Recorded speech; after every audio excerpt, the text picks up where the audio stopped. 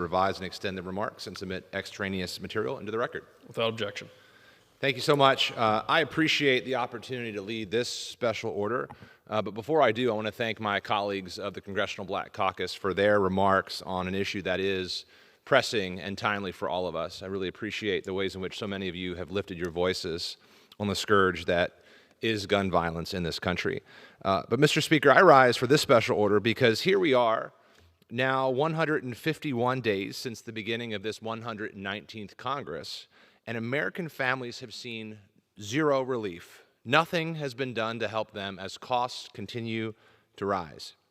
This despite promises from the administration and the GOP congressional majority to lower prices on day one. Day one. Instead, this Republican majority is poised to make things worse through the reconciliation process. Just one awful and cruel example, pushing $300 billion of cuts to food supports. In doing so, congressional Republicans will make groceries even more expensive for the 42 million households already struggling to put food on the table every day. 20,000 of those families live in my district. 80% of those households include a child, a senior, a disabled person, or a veteran. Let's let that sink in. SNAP isn't a luxury, it's essential. It provides $6 a day in food assistance to hungry Americans. Just $6. It's a small amount, but it's enough to lift up millions out of poverty and create a foundation of health and well-being. Just $6 can create a pathway to opportunity.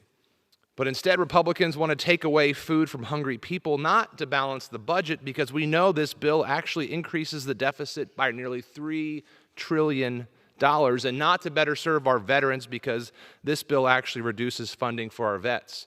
No, Republicans in Congress are doing this in order to fund tax breaks for the wealthiest of individuals and big corporations.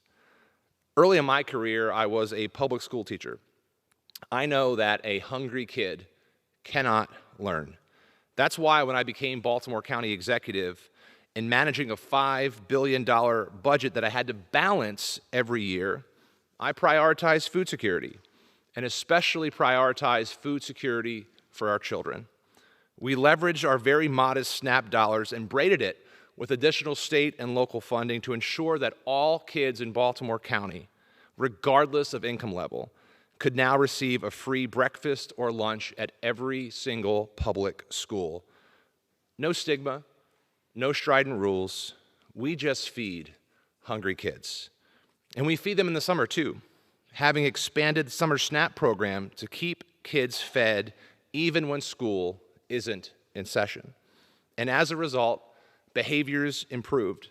Test scores went up too. And that was no surprise, because research has proven time and time again that kids who receive SNAP benefits in school have higher graduation rates. Access to healthy foods helps develop memory, social skills, and emotional stability. All of these are critical to academic success. And a quality education is the key to opportunity. It empowers our SNAP recipients to lift themselves out of the cycle of poverty. But under these Republican cuts, Maryland and our counties would take on 50 to 75% of the administrative costs of SNAP. The types of expansions we made in Baltimore County and expansions that have happened across this country will likely vanish overnight. In fact, the Urban Institute says that as many as 18.3 million children will lose access to free school meals under these cuts. 18.3 million children. Food banks will be overwhelmed. Children will go hungry, and it will have a domino effect on their education, a domino effect on healthcare costs and healthcare outcomes, and it will have a domino effect on our economy. A Department of Agriculture report called SNAP an economic stabilizer. $1 billion in new SNAP benefits would lead to an increase of $1.54 billion in GDP. In other words, 54% above and beyond the new benefits. That seems like a much better investment to me than borrowing $4 trillion to finance tax cuts for the ultra-wealthy. I am so grateful to all of the colleagues who are joining me tonight, who are speaking about the importance of SNAP in feeding our young people. We represent rural districts and urban districts, communities of means and communities without. There isn't a single member of Congress who does not represent families who rely on SNAP's food supports to make ends meet.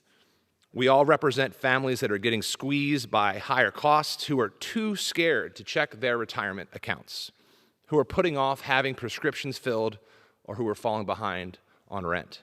It's simple. These cuts will lead to suffering, and we must stop them. It is now my privilege to yield to the gentlelady from Virginia, who just co-anchored an incredible special order hour herself, the gentlelady from Virginia, Representative McClellan.